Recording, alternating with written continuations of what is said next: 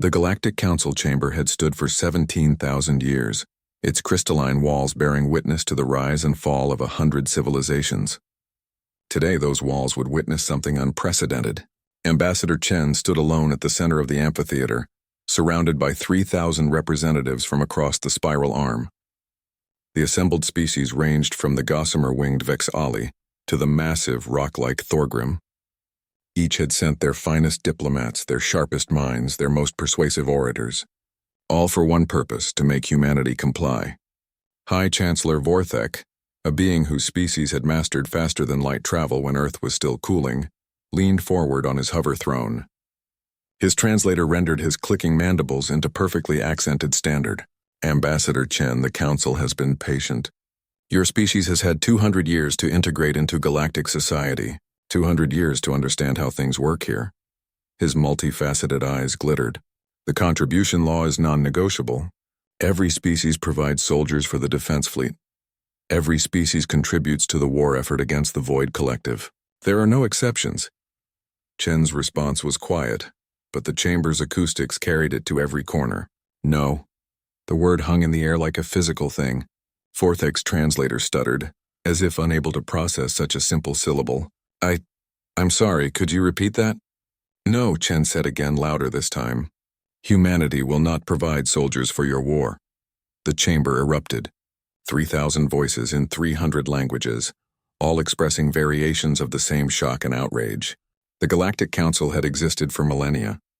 The contribution law had been established before humanity had even invented the wheel. No one said no to the Council.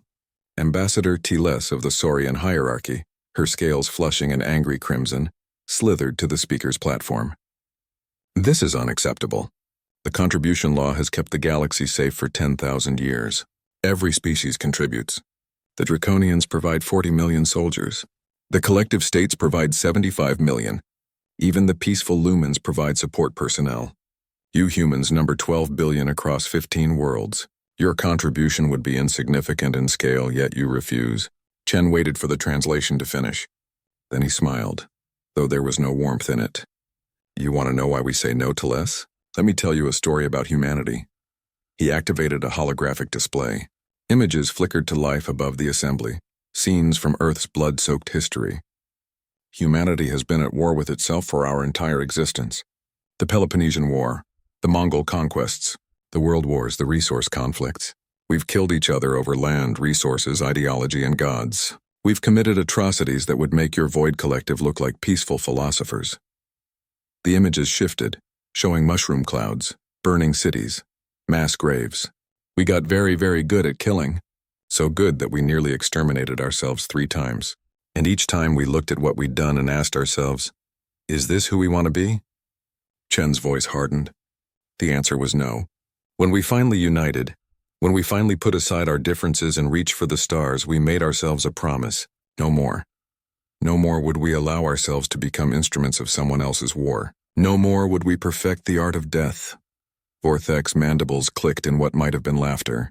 Noble sentiments, Ambassador, but irrelevant. The Void Collective doesn't care about your philosophical evolution. They will sweep through this sector, and when they do, your 15 worlds will burn alongside ours. You think you can defend yourselves?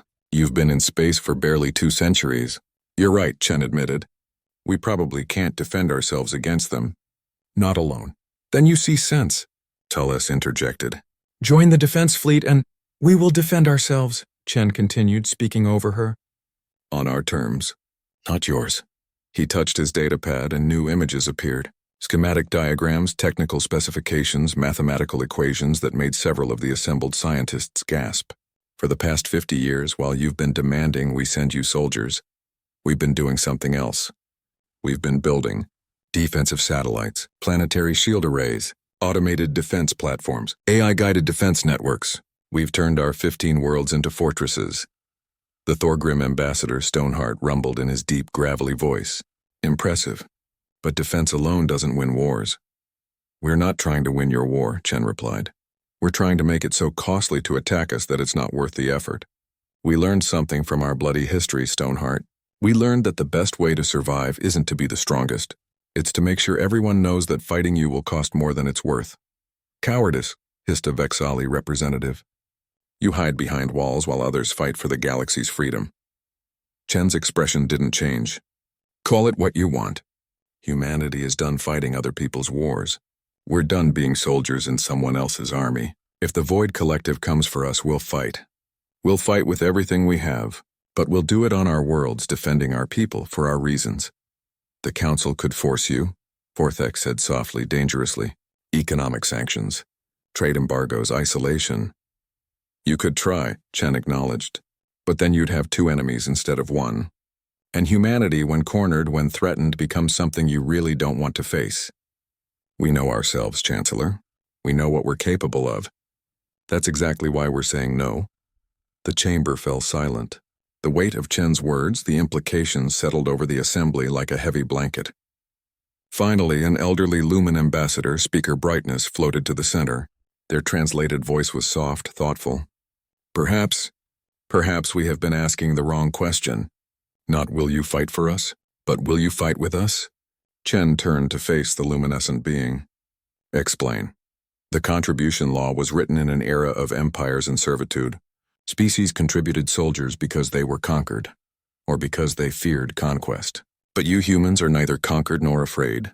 You are different. Brightness rotated slowly, addressing the entire council. What if, instead of demanding humans fight our war, we learned from their example? What if each world built its own defenses? What if, instead of a conscript army, we had willing defenders? The chamber erupted again, but this time the tone was different. Argumentative, yes, but thoughtful. Considering. Chen watched as the galaxy's oldest institution began to crack, just a little. He'd told them humanity's story. Now they had to decide their own.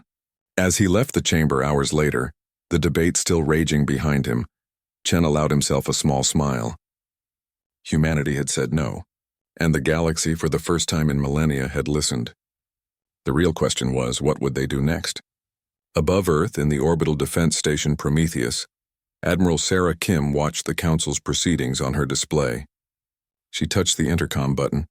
All stations maintain readiness condition 2. The Council is talking. That's good, but keep the shields warm just in case. Aye, Admiral, came the response. Humanity had said no, and meant it. The galaxy was learning what that truly meant.